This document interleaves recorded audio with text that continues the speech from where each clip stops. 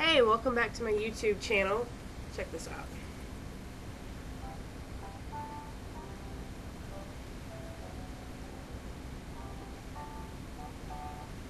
This is my one painting that my husband said I could have. My one. He was doing me another one, and he started the 15th of January and stopped 15th of January. Hint. Anyway, he says that's me. It's called Julia, but apparently it's me. Who knows? Anyway, we were talking about the Narcissistic Pastor, and I'm still going to talk about the Narcissistic Pastor.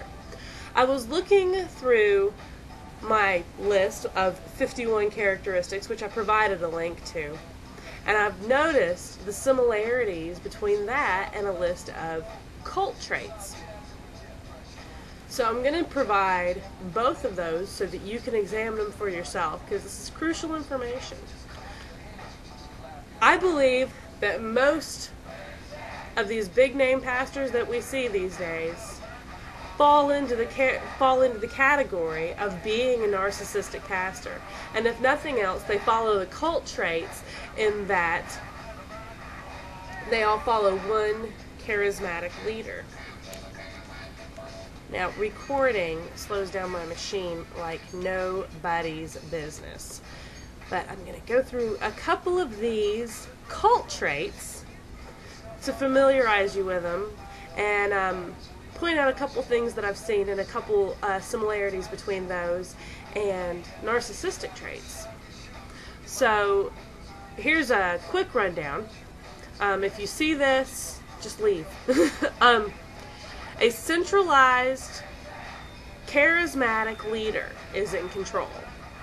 An us versus them mentality, and a lack of tolerance for dissent. Now, in any situation, in a church, in a marriage, in anything, you need to be able to ask why. At one point I had asked, because it was a male and female pastor, so can you back up with the word to me why it's okay for a female pastor? Because I was brought up a good Baptist girl, and women don't preach. So I just wanted to know how they had come to that conclusion, because they were brought up, old school holiness. And instead of getting an actual answer, I got a look like, are you crazy? Have you not heard of female pastors? You don't believe that females can pastor? And instead of giving an actual answer, I was treated like an idiot, which has not taught me anything.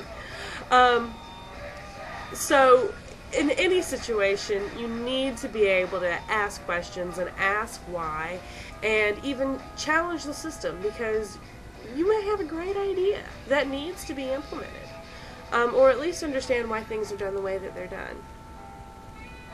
Now, the control-oriented leadership completely follows narcissistic traits.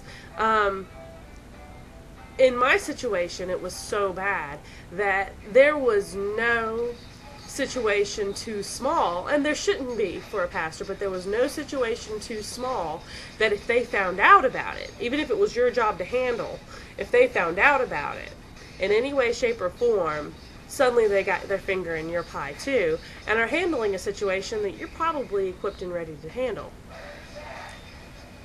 The hierarchical structure with an elite inner circle, including the leader's assistants. Well, the leader's assistants are going to be the folks that you're going to find who actually tend to get along with a narcissist, at least for a long-term period.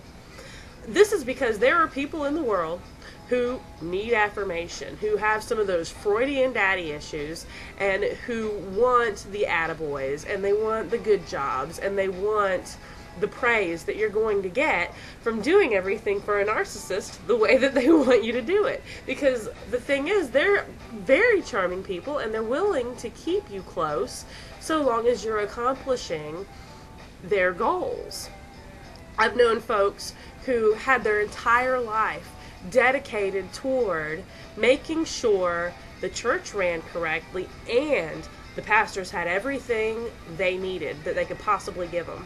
I had another friend, same church, same situation, same cult, same situation, who was tens of thousands of dollars in debt, because if ever the pastor said they needed anything, they went to get it. Now that ties in with the prosperity gospel and blessing the man and woman of God and all of those things. So I'm not going to explain that too far, but they figured if they would keep sowing into their life, they would begin to at some point reap a harvest, and all this debt that they went into, putting themselves in an absolutely horrible situation for the pastors, was something that God was going to bless and pull them out of. Group leader not accountable to any authorities, as are, for example, the military, commanders, ministers, priests, monks, other rabbis, and mainstream denominations. Well, I mean, accountability is key in any situation. The narcissist, is the guy who, can always get a gig. Even if he's not the pastor, he can always get a gig in the church and get some of his or her supply. Everybody's wanting you to bring the word, bring the revival, bring the next big thing, bring the next prophetic move, or whatever. And so, a charming, very good mimicking what they've heard it before, narcissist is going to be able to, always get a gig and always keep their narcissistic supply, because they're always going to get that praise. Oh, the man of God brought the awesome word, and all of those things. The us versus them, black and white mentality, causing conflict with wider society. Well, in the previous list, it says that the narcissist tends to suffer from knife in the back syndrome. Something goes terribly wrong, may have been all their fault, may have been all they're doing, but when it comes to them recalling the situation, it's going to be because somebody else did them wrong somehow, not because of anything they've ever done. And so, having a black and white mentality, holiness or hell, no wiggle room, whatever. You had a thought on the way home, you didn't repent, and you die, you're going to hell. Keeps you on edge, but, keeps it very my way or the highway, and the causing conflict with wider society. Oftentimes the causing conflict is the fact that you got so wrapped up in trying to keep this draining person happy. But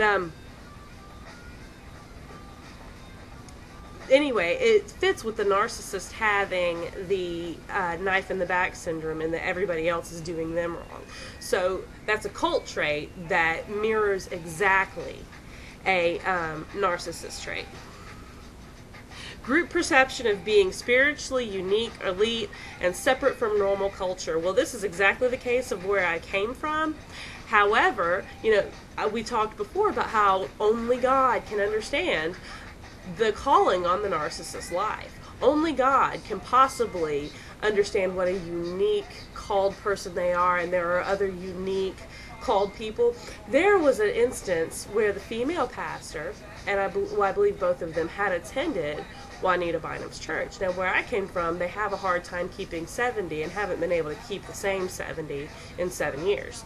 But had attended Juanita Bynum's church, and, everything that she did to keep control was what the female pastor brought back. She says, she threatened to fire the sound guy on the spot. It's like, keeping control over the people, and that's the kind of things that stuck with her. But it said that as I was sitting there, I felt, if you want something out of a woman of God, help yourself. She felt that she was on par with this, world-renowned prophetess, and I'm not on board with either of them, but the fact is that she felt that only she could possibly be understood. If there was anybody in the room who would get her, it was going to be Juanita Bynum. And, she hasn't even been able to keep the same crowd. So I'm going to continue on this line because I feel like it's working, and I'll get back to you in a few. Thanks for tuning in.